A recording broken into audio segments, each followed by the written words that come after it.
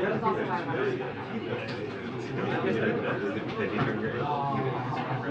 laid solely on your shoulders? Or are you also letting your ankles? It's probably because at her age, she's kind of over the hill now, and so, maybe arthritis. Oh! No, that's David Sanger. You're mixing us up. Hey, I teach her kids from Rogers. That's pretty old. Is it? Oh, right. You think it's good? Okay.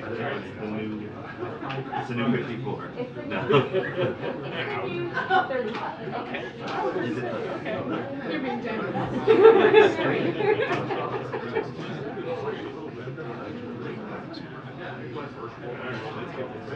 I'll send that to you.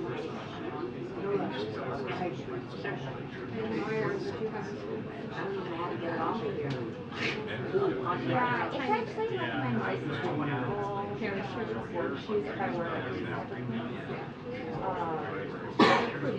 but it also is like most amenable to like I don't know why I'm wearing anything, but the first yeah. Well, bunch of house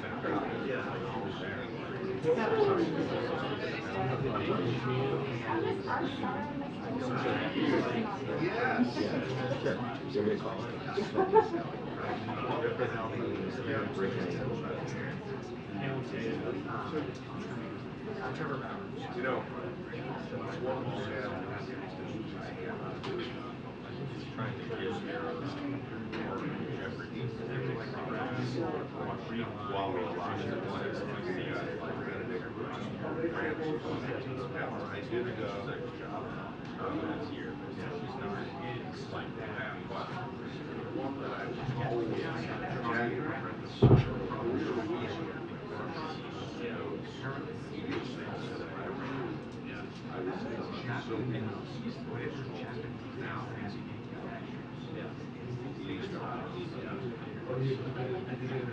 Attention, the press briefing will begin in 2 minutes. The press briefing will begin in 2 minutes. Thank you.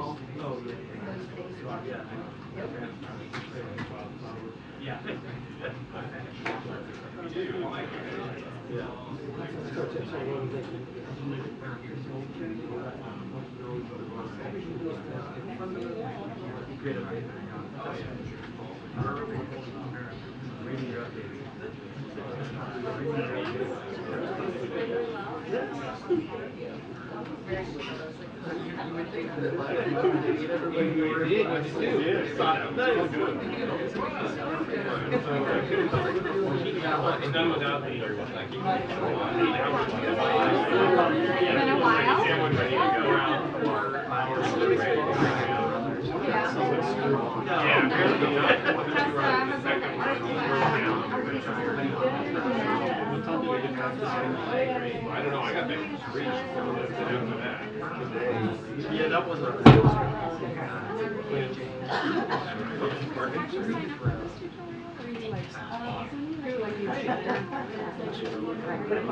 Oh, sure, sure. Yeah, no, I know. I'm so important. Fine, how are you? Oh, I You did because I was flying that. was trying to save like a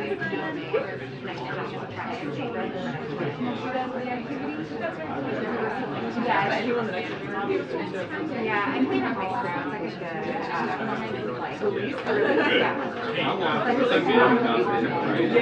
We gotta get a better story. Like you were wrestling. No, but she's gonna be like wrestling the senator, some senator to the ground. How long? Something better. about 45 minutes. Kicked to the front row with a little one from that. Okay. Come on, sometimes the truth is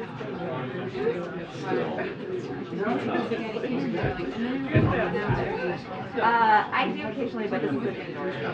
Yeah, I've been in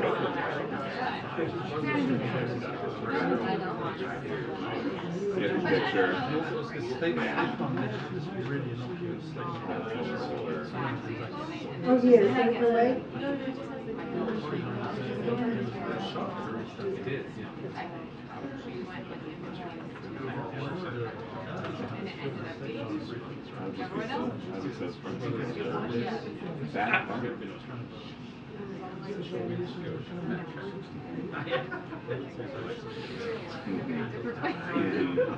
Just have to come through. Yeah, exactly.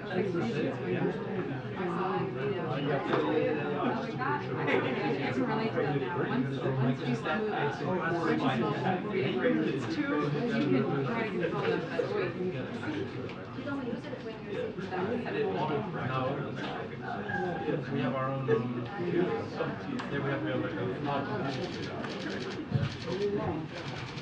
Good afternoon, everyone. Happy Tuesday. Okay, I have a few things at the top for all of you, so please be patient. As you all just saw this afternoon, the president was out in the Rose Garden alongside with family caregivers, people with disabilities, long-term care workers, long-term care workers, early educators, veterans, and aging advocates signed an executive order to expand access to affordable, high-quality care and provide support for care workers and family caregivers.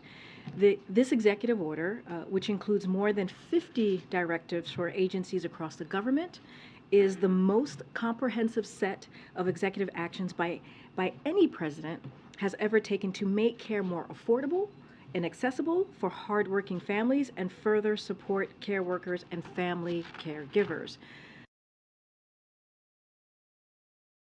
are struggling to access the affordable, high-quality care they need. And too many care workers lack the support they need to do their critical work and are leaving the workforce. The results have hurt our economy and American workers, particularly women. President Biden wants to change our trajectory and transform care in this country, and that is reflected in his fiscal year 2024 budget. President Biden has also wants to ensure taxpayers get the best value for investments we've already made by helping to make American families access care, all while supporting care workers and family caregivers and growing our economy as well. And that is exactly what this executive order will do. Now, this next topper here that I have, it's just one, it feels like every week, at least once a week, I come to the podium and I talk about this gun violence epidemic that we're seeing across the country and how our communities and families across America, yet again, have been devastated by tragic acts of gun violence. And it is not just devastating for me, I'm sure it's devastating for all of you and your families. It's devastating for this president, it's devastating for our administration, and to have to continue to do that over and over again. And so let me just lay out, sadly, what we have seen these last couple of days. 4 young people killed at a Sweet 16 party in Dadeville, Alabama. 2 killed and 4 others injured on Saturday night in a crowded public park in Louisville. A bright, young, loving 16-year-old kid, Ralph Yarl, shot in the head in Missouri after ringing the wrong doorbell. And we just learned a few hours ago, about 12 hours ago, about a young woman, 20-year-old woman in upstate New York who was killed for turning down the wrong driveway. And these are just some of the tragedies that actually have made the headlines. As you saw from the president, he and the First Lady are grieving for those killed and the many others injured and fighting for their lives in the wake of this gun violence that we're seeing across the country. The president had the chance to speak on the phone with Ralph last night, in addition to talking about Ralph's success in high school, his hopes for the future, and wishing him a speedy recovery. The president committed to Ralph and his mom, as he has committed to so many other survivors, that he will continue to fight for gun safety reforms. That's because action on gun safety is what we owe. It is what we owe to those who have had their lives stolen from them, and it is what the American people want to see. Majority of the American people want to see us take action. Despite that, last week we saw many national Republican elected officials stand alongside NRA in a race to the bottom on dangerous laws that further erode gun safety. Though the proposals they're pushing take us in the wrong direction at a time when we're seeing gun violence surging, particularly gun deaths of our children. Now, this stat, as you've heard me say many times, the president put it in his statement recently, guns is the leading cause of death in our children. Guns is the leading cause of death in our children. So, as the president has said, he wants to work across the aisle in good faith on federal legislation that will save lives. It is within Congress's power to require safe storage of firearms, require background checks for all gun sales, eliminate gun manufacturers' immunity from liability, and ban assault weapons, and also high-capacity magazines. And he continues to believe this should happen without delay. This is something that they can do today if they chose.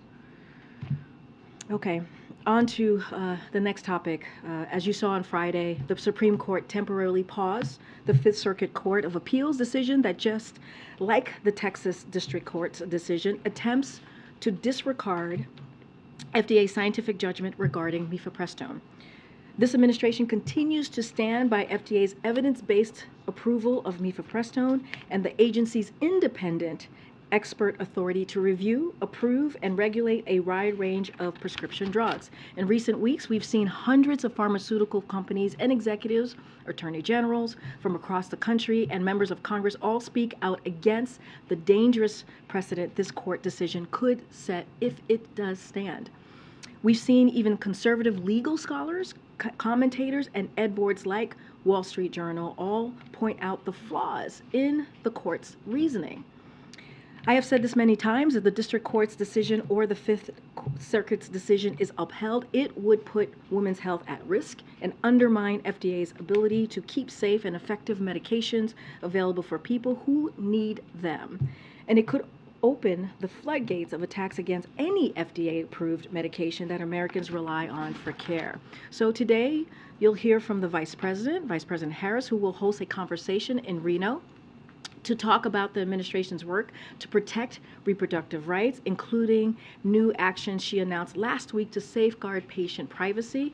The stakes of this could not be higher. It could not be higher, and we're going to remain focused on prevailing in the courts so that women can access the care they need without government interference. All right, next up, as you know, it's tax day. Happy tax day, and we have some good news for taxpayers. I know people are always excited about this day. Yesterday, we learned that thanks to new funding from President's Inflation Reduction Act, the IRS has significantly improved customer service. You see this to my left here. This tax season, the IRS answered 2.4 million more calls than last year, cut phone waits time from 27 minutes to 4 minutes. That's what you see here in this graphic behind me. Served 87% of customers who called up from just 15%, served 87% of customers who called up from 15% last year, and helped 100,000 more taxpayers in person. So now MAGA congressional Republicans want to repeal this progress, making customer services worse for hard-working taxpayers and making it easier for wealthy tax cheats and big corporations to get away with cheating on their taxes. So it's literally the first bill that the House Republicans have passed. That's how they want to move forward here. President Biden and congressional Democrats have a different agenda, more help for taxpayers while ensuring the super rich pay what they owe. That's what we're seeing today. Finally, a word on the discussion today of the debt limit and the budget.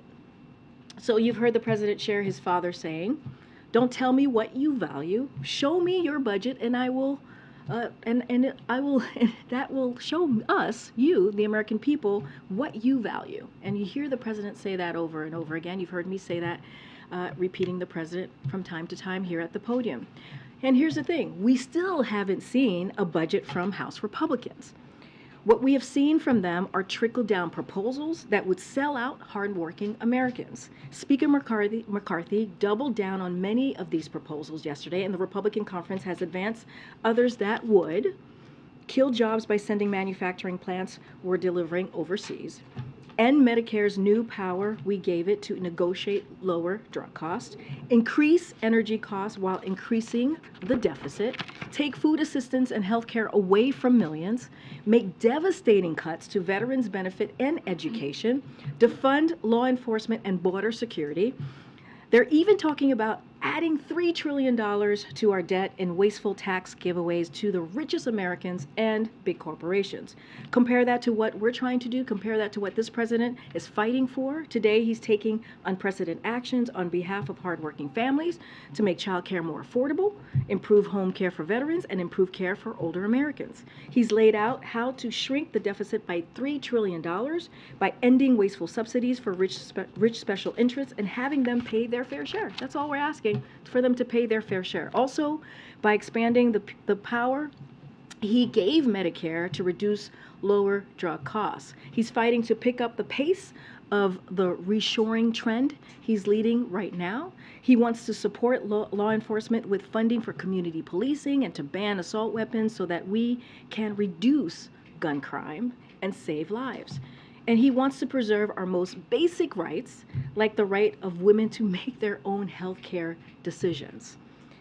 So again, we'd like to see a Republican budget.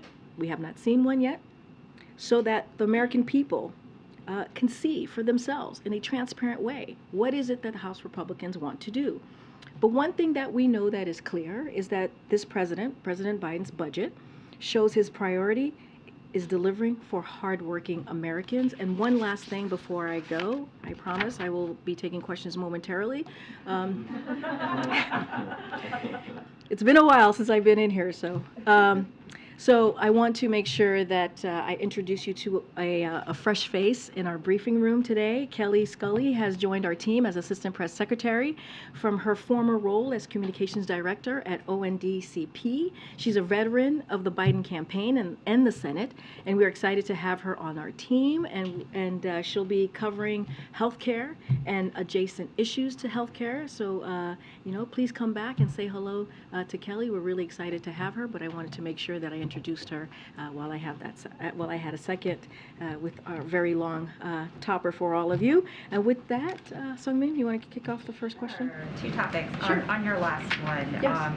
on the debt limit package, I know the president did a pretty thorough rebuttal in the Rose Garden of the various proposals that have been brought out there, but there is an emerging thought today among House Republicans that repealing the Inflation Reduction Act has to be part of this debt limit package. So I wanted to get the White House's impression of that offer. So let's be clear what MAGA attacks on the Inflation Reduction Act would mean for American families. I'm going to lay this out for you. And I kind of talked about it a little bit, but this has a little bit of a fuller layout. So offshore tens of thousands of manufacturing jobs, including in districts many of these members actually represent. So they're doing their job there, I see. Send investments in supply chains back to China.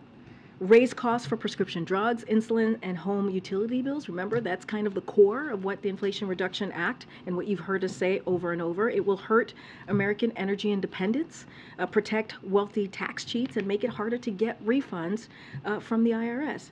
Increase the deficit in the name of special interests like Big Pharma and billionaires, because as we know, the Inflation Reduction Act actually helps in reducing the deficit.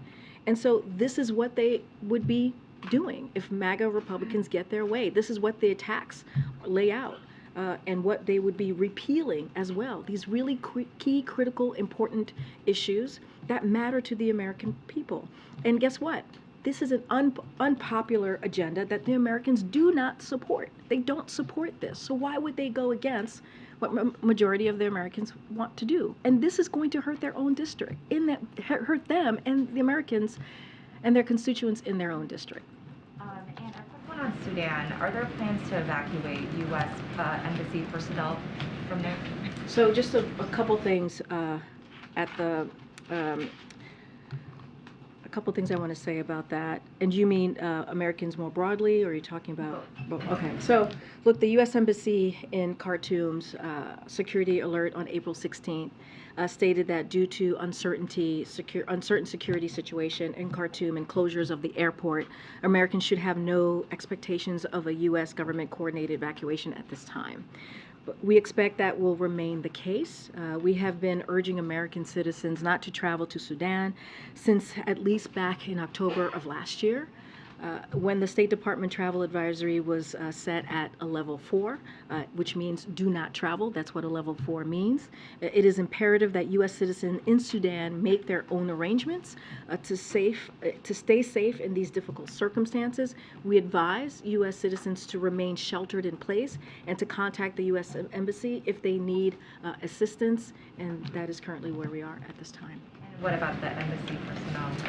So, look, we have no higher priority to make sure that our government, make sure that the safety of our U.S. government personnel and their families overseas. That is clearly a priority for this administration. The State Department plans for all contingencies to ensure their safety, depending on local conditions. But we have nothing imminent at this time to announce. We have made clear to both sides that any attacks, threats, or dangers posed to our diplomats are totally unacceptable.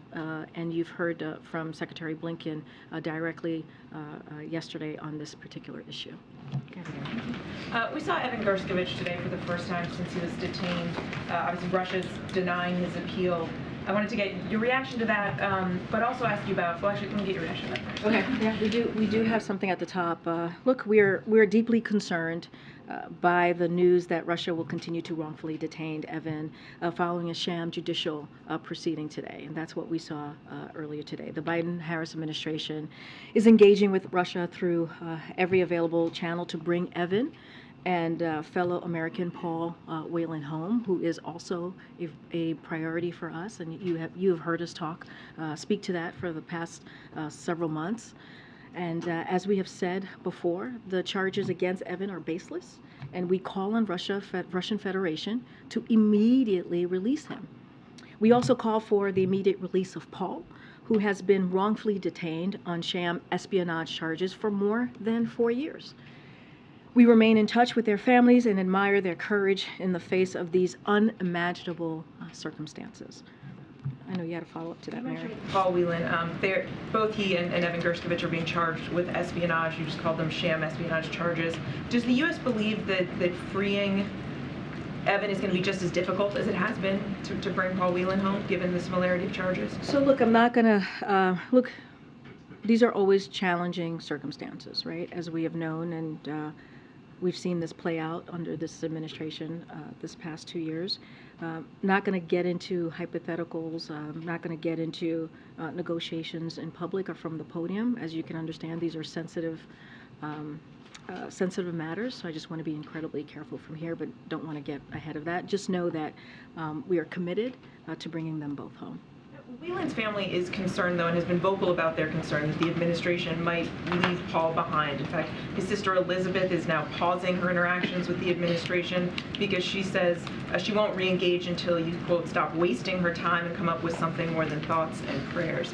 What do you say to her? I don't want to discuss private conversations or meetings or interactions between the National Security Council and families who are wrongfully detained. What I can say is this is a president who's committed to getting U.S. citizens who are wrongfully detained and being held hostage home. And so that is a commitment that you have seen from this president the last 2 years, but definitely don't want to go in a back and forth in public.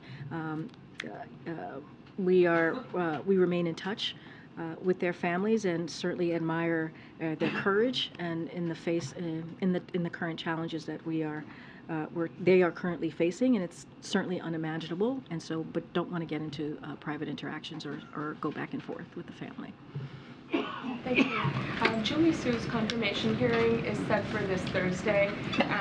Given how some Democrats have been talking about their reservations when it comes to her and her record Is the White House confident that you will have the votes needed So to get look, her through? here's what we're confident, and because of her proven track record, as you have just laid out in your question about speaking about her track record, and her track record, you see it working across the aisle, sitting down with business community as well as organized labor and delivering strong results for the American economy, and that's why Julie was unanimously confirmed as a Deputy Secretary of Labor. Let's not forget, she actually went through this process before. It was done by all Senate Democrats at that time. And so that's why Julie's nomination has been endorsed by a range of business groups. I'll list them out for you right now, from small business majority to labor, to LA Chamber of Commerce, and labor leaders from United Mine Workers to NABTU and to Luna to IBEW. As you know, she served under Marty Walsh's, or served as his right hand, Marty Walsh's right hand, for the last 2 years, as they helped produce historic job growth. As we've seen, you've heard us talk about the 12.5 million jobs that has been created under this administration, 800,000 manufacturing jobs. This is something that, certainly the Department of Labor and as herself and Marty Walsh were very directly involved in. So we're looking forward to the hearing coming up on Thursday and feel confident, to your question, we do feel confident about Julie's confirmation process. Again, she has a proven track record that she can stand on proudly, and we are proud to have the President is proud to have nominated her. So as you're canvassing for support, have you heard from Senator Tester, or of course Senator Manchin has privately expressed reservations? What's the feedback that you're getting? So again, I'm not going to speak for any senators. I will let the senators that you just named speak for themselves. But again, she went through this process as deputy and got all Democrats in the Senate. And so she has been through this process before. And so again, we're confident to her getting through, and we look forward to the hearing that's coming on Thursday. On a different topic, I have a question on the secret police station in New York on behalf of the Chinese government, and 2 men were arrested yesterday on charges that they helped establish this on behalf of the Chinese government. Has the White House or the administration spoken to China? Can you give us an update on that? So a couple of things. The U.S. government has been clear that we will use all available tools to protect American citizens and other U.S. persons from transnational repression and other forms of foreign malign influence. We will not tolerate the PRC government or any foreign government harassing or threatening U.S. persons. Any other specific questions on this particular arrest, I would refer you to the Department of Justice. And then I'll come out there. Thanks, Karine. I know the President spoke by phone with Raphael and his family. I'm just curious from a broader perspective. From the President's viewpoint, what does it say about the country that a black teenager could ring the doorbell at the wrong house and get shot in the head? Look, it's devastating. I think the gun violence epidemic more broadly is devastating. As you know, as you just mentioned in your question, he spoke to Ralph and his mom. And look, I don't want to get too far into it. As you know, there is going to be an investigation, so I want to be very careful from here. And they spoke at length. As I mentioned, they discussed his success in classrooms. But look, this is an epidemic that we need to deal with. I am tired, I'm sure you all are tired, having to report on these types of shooting almost every week. And we can fix this. Congress can fix this. They can take action today and deal with some real issues that we're seeing to really deal with gun reform, and we're not seeing that.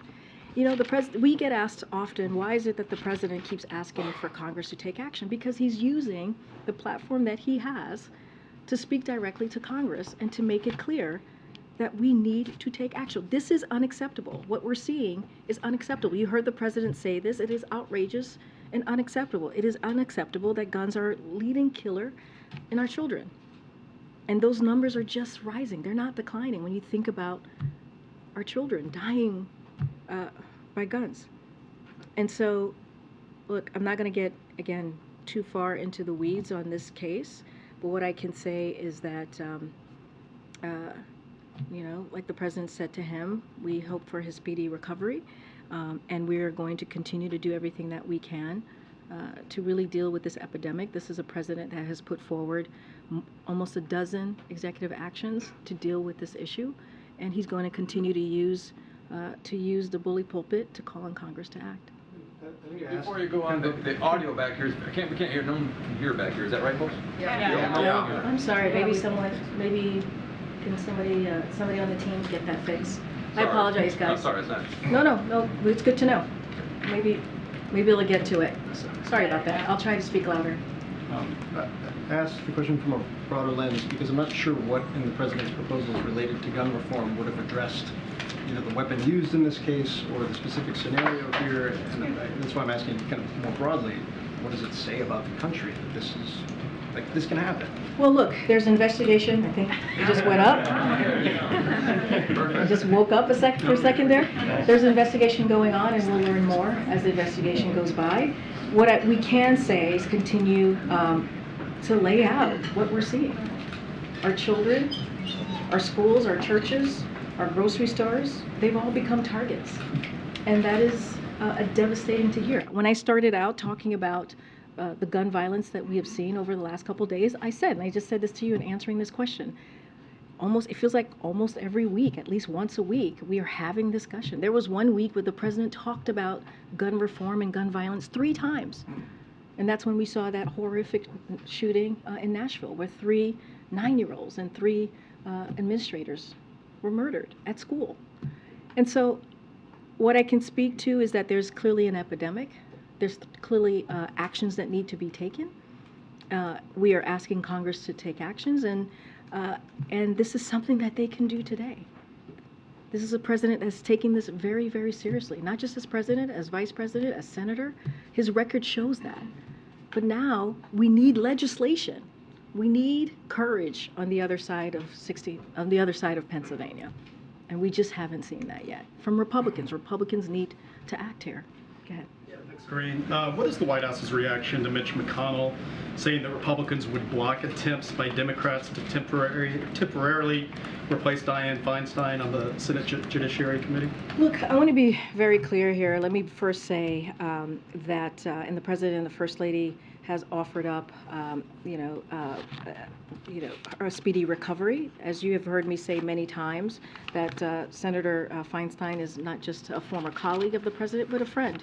And so was her late husband, Richard. And so certainly we wish her a speedy recovery. And look, this is a decision for her to make when it comes to the future, her future. That is something that she gets to make and should be allowed to do that. And what we know and what the president has said is she's had a impressive career.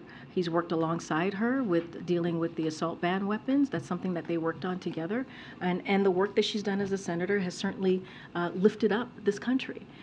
As it relates to, I'm not going to speak to every senator or every elected official that makes a comment. But look, what we believe, when you think about what Democrats are doing or what their request is, this is a request that is, we think that is reasonable. This is something that Senator Feinstein asked for. This is her request.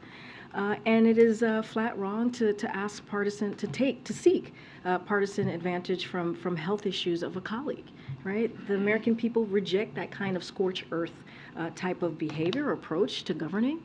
Again, this is something that she put forward, and this was her request. So I'll leave it there. If her seat on the committee is not filled while she's away with her illness, I mean, is it going to hurt the White House's ability to get judges appointed in the Senate?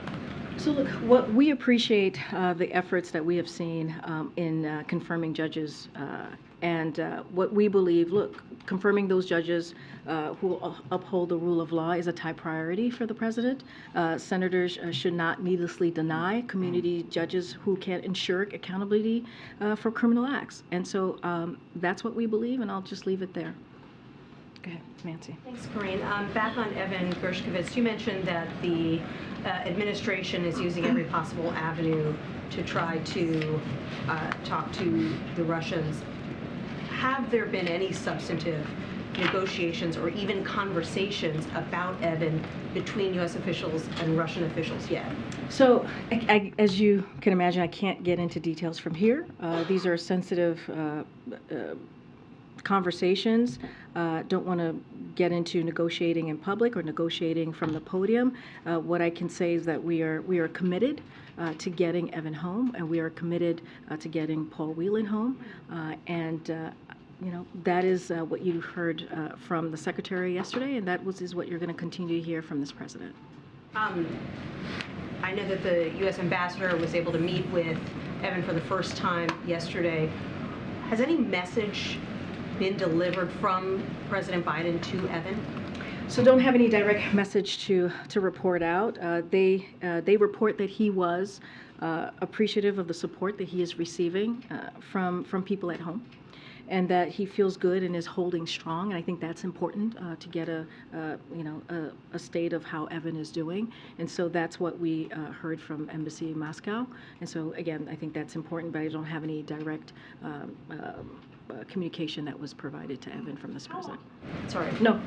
How often is Evan going to be able to meet with the U.S. Ambassador going forward? So look, I don't have any specific timelines on how often that's going to occur. Clearly, Evan's health is very important to us, which is why we wanted Embassy Moscow to see him and to get to see him with their own eyes. Just don't have a regular cadence of what that's going to look like, and so I will leave that to the State Department to speak to directly. Okay, go ahead. Thank you so much, Karine. Yesterday, John Kirby said that the Brazilian president was repeating Russia and China's propaganda when he says the United States is somehow responsible for the war in Ukraine. And some officials are saying behind the scenes that Brazil is trying to help Russia in this conflict. So 2 questions. Does the White House believe Lula's comment undermines his effort to mediate peace? He was trying to create a group of neutral countries. And also another question, could there be any diplomatic implications against Brazil? From the U.S.? So I'll say this, a couple of things that I do want to say about this is that the U.S., and you've heard us say this many times, has no objection to any country that seeks to try to bring an end to Russia's war against Ukraine, against Ukraine, a war that they've started, a war of their choice.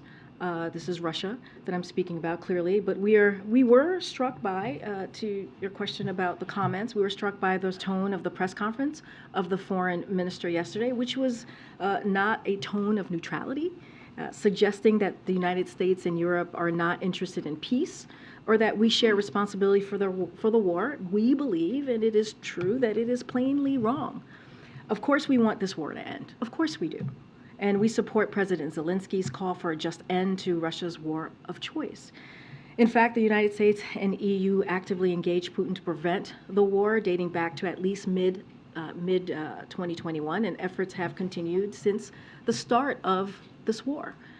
Unfortunately, Russia has shown no interest in ending its unprovoked invasion. We will continue to work with our allies, as you've seen this president do over and over again this past year, and also our allies and our partners, to help Ukraine defend itself against Russian aggression while supporting Ukraine's proposal for a just and durable peace that respects the UN Charter and the principles of sovereignty and territorial integrity. Because remember, this is Ukraine's territorial sovereignty and territorial integrity that Russia invaded. And to say, and again, what we heard, the tone was not neutral, and it is not true. And so we'll continue to speak out against that, just like you heard from Admiral Kirby yesterday. So just a follow-up. Do you think is President Biden aware of those comments? And going back to the implications, do you see any implications against Brazil on the diplomatic? So look, I have not spoken to the president. I'm assuming that he is aware of this. Look, again, Brazil is a sovereign country, and they get to make its own decision. And so I will leave it there. And again, I'll just say that, I'll say this: we are confident in the strength of the U.S.-Brazil relationship, even if we disagree with some of the things that the President Lula said. We are still confident in that engagement, in that relationship. Just ask a very quickly one about Mexico, because the president of Mexico just accused the Pentagon of espionage against his country. Do you have any reaction to that? I have not seen those comments. That just happened just now. Yeah. I haven't seen those comments, so I can't speak to this at this time. Okay. Okay, great. I have a question about judiciary, but first I wanted to follow up on Ralph Yarl. I wonder if you can talk about how the president learned about and ingested the news. And a presidential phone call is a significant and rare thing. You know, why did he decide to make this phone call and then to tell the nation that he did it? So I think also the parents spoke to the phone call as well. I think you guys heard directly from the parents who spoke to the call that the president had with Ralph, and I think you also heard from others who are supporting Ralph in this moment. Look, you guys heard the news. It was a devastating. A 16-year-old, a sweet kid, as he's being reported, was shot in the head twice. This is a president, as we know, understands loss, understands the importance of making sure that he's a president that's there when a family is suffering and dealing with a hard time. And that's what you saw. This is a president having to deal with another shooting, talking to another family about what they're going through with their kid being shot for ringing the wrong doorbell. Again, I want to be very careful. There's still an investigation going on, so I don't want to get ahead of it. But that's what we know thus far. And so the president wanted to reach out to the family and to Ralph and to say that, you know, we wish him a speedy recovery, have a conversation, let them know that he and the First Lady are with them. And I don't think that's unusual or uncommon for this president to do. And turning to judiciary, I wonder if the president of the White House is concerned that committee assignments, which usually have been pro forma before now, or stalling of judicial nominees is going to just become par for the course in the Senate and kind of stall you guys' ability to get judicial nominees through. Look, I mean, I just spoke to this about how important it is to confirm judges and what it means for our rule of law, and you know, to ensure there's accountability. So we believe that it is a top priority and will continue to be a top priority for this president. I can't speak to what Congress is going to do or not do, or what the Senate's going to do or not do. I can't speak to hypotheticals from here. What I can tell you is what the president's priorities are, and this continues to be a priority for this president. Hi, thanks, Karine. Is the president following all this drip of questionable financial stuff happening from Justice Thomas's private life? I've not spoken to the president about this, so I can't speak to that. What I can say is we're going to be very careful from here and not comment on that. How about, can you give a little preview of the bilat with the Colombian president? Yes, I can. Yes, I can give you a little preview of what that might be. On April 20th, as you all know, President Joe Biden will host President Gustavo Petro of Colombia for a bilateral meeting at the White House. Colombia is a key partner of the United States, and during the meeting, the two leaders will discuss how the United States and Colombia can continue to deepen our strong bilateral relationship by making progress on areas of mutual national interest, including promoting further economic and security cooperation. The two leaders will also discuss joint efforts to combat climate change, counter narcotics trafficking, address our regional migration challenge, and promote democratic values and human and labor rights in the region and around the world. And we certainly will have more to share. As you know, we tend to have these background calls, these preview calls. We'll have one tomorrow, and certainly we'll have more to share for all of you. I'm going to try and take one in the back. Go ahead, Courtney. Thank you. I wanted to ask about immigration. We're preparing for next month for Title 42 to lift and for more people to be eligible to apply for asylum. We saw that new border numbers are out for March and that there's been the vast majority of migrant encounters are from Mexico and Central America. I know you've got a program separately for a couple other nations where you saw a lot of people coming from there, but can you talk about how you're preparing for next month, particularly with people coming from these particular nationalities? So you kind of asked a couple of things. Let me just touch on the March numbers for a second, as you just stated. Look, what we believe is our border enforcement measures and what we have seen continue to limit unlawful immigration. So that is important to note. We typically see an increase in border encounters this time of the year as weather, I'm sure you've reported, as weather gets warmer. And we, but what we want to note and what's notable is that the seasonal increase this time around was the lowest in 2 years, and the number of people attempting to cross unlawfully last month was down about 23% from this time last year. And we'll continue to do what we can to build a safe, orderly, and humane immigration system. But as you've heard me say many times, Congress needs to act and to also show that they truly have real concern and not do political stunts when it comes to the border.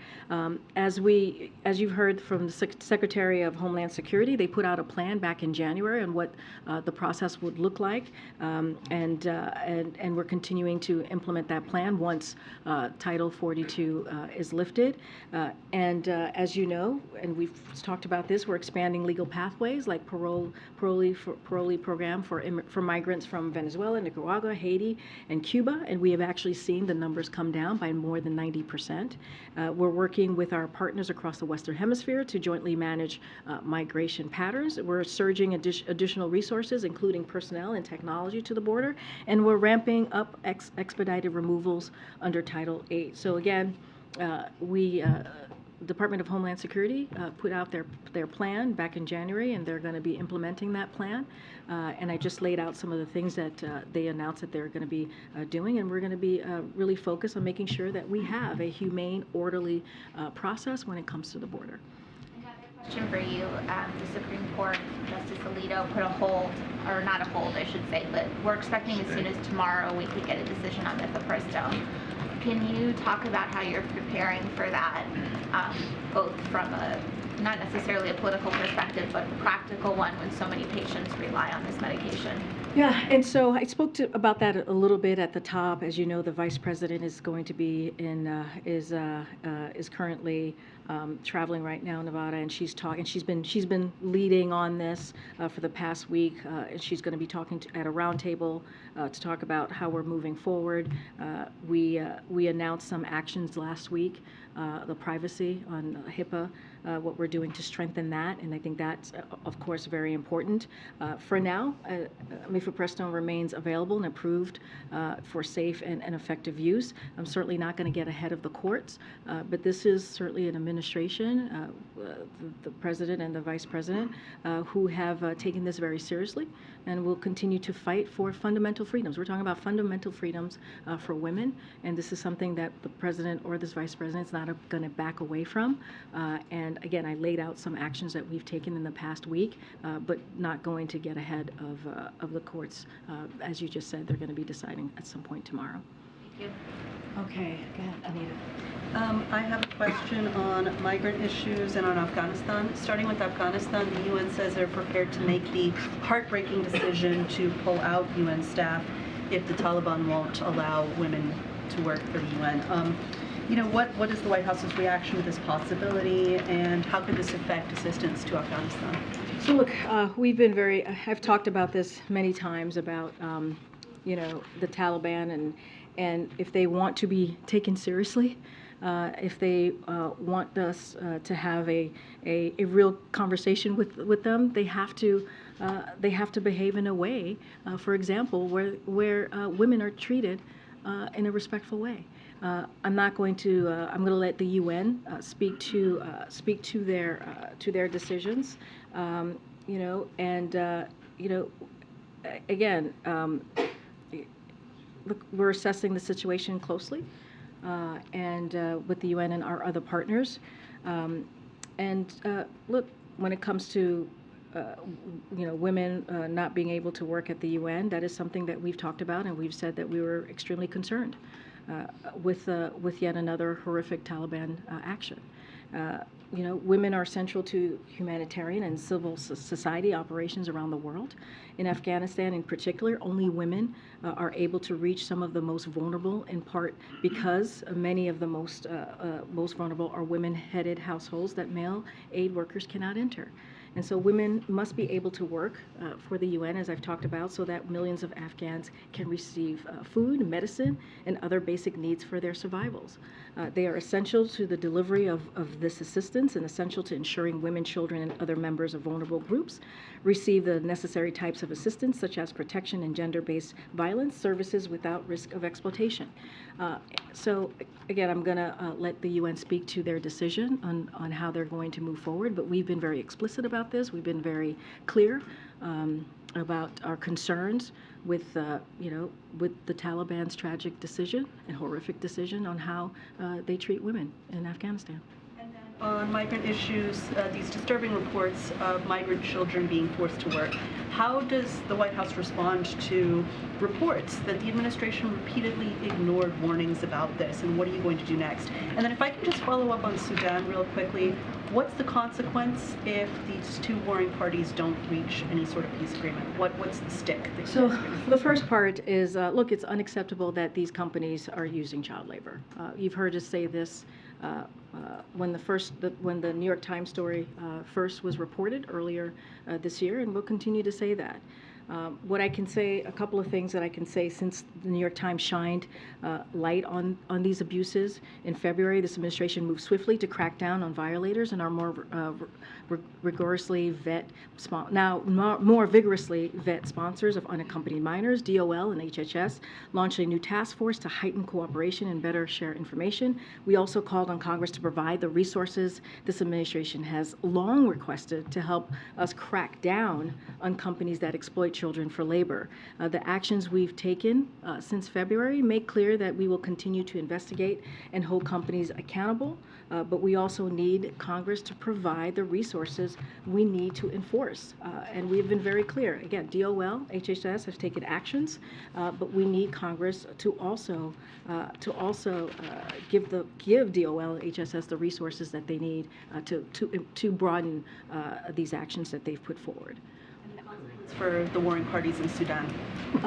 Look, we've been very clear about the importance of de-escalating, and you've heard Secretary Blinken speak to this. You heard my colleague from NSC speak to this as well. And so I'm just not going to go beyond to what they have said. I'm going to take a couple more questions. Go ahead. On the leaked classified documents, the president, when he was traveling abroad last week, said he wasn't that worried because they weren't contemporaneous. But in the days since, we've learned that several close allies are furious, and there have been some difficult conversations with high-level U.S. officials about how to prevent this from happening again. So can you just speak to what role the president is playing in managing the fallout? So yeah, look, the president has taken this matter very seriously to the point where he asked the military to do a couple of things, the military and the intelligence community to do a couple of things, to run a high priority senior level interagency process focused on understanding what happened, take steps to further secure and limit distribution of sensitive information, and reach out directly to allies and partners to reassure them about our commitment to safeguarding intelligence. And so those are the things that the president has asked, again, the military and also the intelligence community to do. He expressed his concern that the leak happened, and we are, and he is, taking this incredibly seriously. I have to move around because I'm just going to move around, make sure I take one or two. I have to take one or two questions before we go. Go ahead. Yesterday, the Japanese Prime Minister Kishida's wife was here. Could you let us know a little bit how that went? And then the upcoming G7 next month is going to be in Japan. What are some expectations from the upcoming summit? So look, on the second question, we'll have more to share. I don't have anything to share or confirm at this time, or what the expectations would be or what the goals are from here. So certainly we'll, as we normally do, as we get closer to the date, we'll have more to share. I believe we have a readout of the meeting that the First Lady had, and I'm happy to share that. But I'm going to continue to move around. Go ahead, Steve. Thanks. Two questions, if I could, related to electric vehicles. The first, Senator Manchin has a statement today in which he indicates he would support a resolution of disapproval of the EPA's emission standards that were announced last week while we were in Ireland. He says that they would increase reliance on Chinese-made batteries, make a more energy secure and powerful China. Do you have a response to that? So, look, the measures the EPA propose will, if implemented, do the following: save American drivers and truck companies an average of $12,000 over the lifetime of their vehicle, which is incredibly important. They'll cut nearly 10 billion tons of CO2 emissions. That's nearly twice annual U.S. emissions. They'll strengthen American energy security by reducing reliance on 20 million barrels of oil. And together with the historic investment that the president has already made, has secured to build more electric cars here in America, and they'll put United States on a path to outcompete China. You hear us talk about that often, for jobs and investments, building the future of transportation. And so that's how we see the president's electric vehicle program being, his focus on that, and this is what we think it's going to deliver for the American people, as well as really fighting climate change. And the second question related to electric vehicles, this has been a controversy that's been bubbling up for months now, but I wanted to raise it to you. Yeah. The 7 last FEMA administrators have objected to, and they were raised serious safety concern about the idea that electric vehicles are not able to receive the stations that have been licensed by the federal government to operate on the AM band. In addition to news and information, this involves stations that uniquely serve Black communities, Hispanic communities, Asian communities, and other underserved communities. Last week, Sean Hannity suggested that this had something to do with trying to snuff out conservative voices. And Democrats Ed Markey and Josh Gottheimer have suggested that the administration ought to be doing more to encourage automakers to have some sort of engineering fix to see to it that EVs can receive these stations licensed by the government to operate on the AM band. What's your response? So totally hear the questions. Look, while AM stations is a critical tool to get information to the American people, it's not the only tool, and there are other ways of doing that. FEMA works with dozens of wireless service providers and commercial and public radio and TV stations to get key alerts out. That is something that they have been working on, and again, with dozens of wireless service providers. What's important is that any car manufacturer planning to remove AM radio should make sure it is paired with a suitable, proven, and free alternative to receive critical information. Again, this is something that FEMA takes very seriously, working with providers, but it's not the only tool to providing critical information to the American people. Because there are parts of this country where there's still no cell service. So how does that work if you try to use an app? No, I totally understand. This is why FEMA is taking this very seriously, having those conversations with providers, making sure that that critical information that is needed to be provided to the American people occurs and happens. But again, it is not the only way. AM stations is not the only way to provide that information. We've proven that by working with other providers. And so we're going to continue to address this issue. We understand it is important for communities that you just listed to get that information. And this is something that FEMA certainly is taking very seriously. I'm going to take one more question before I got to go. Go ahead, Earl. Hey, long time no speak. Yeah. Listen, just to close the book on Ireland, since we just got back, it was a highly personal trip. There were a lot of cousins there. Did Valerie and Hunter Biden, they flew on Air Force One, did they contribute? Did they pay for airfare, accommodations, ground transportation? What? I think, Look, this is not the first time. Let's be very, very clear. It is consistent with other presidents when they've had family travel with them abroad. This is nothing new, so just want to make sure that we make that very clear to the American people. And of course, we followed every protocol that any other president or every other president has taken when their family has traveled. And so, yes. All right. Now I'm going to go. So we took every protocol that is necessary and needed when a family traveled. We did nothing different than past presidents, and so yes, they paid for their way. With a share. Yeah. Like every other. This is not unusual. This is not the first time that families have traveled with presidents. So there's nothing. There's no there, as they would say. All right. Thank you. Policy question. Tomorrow.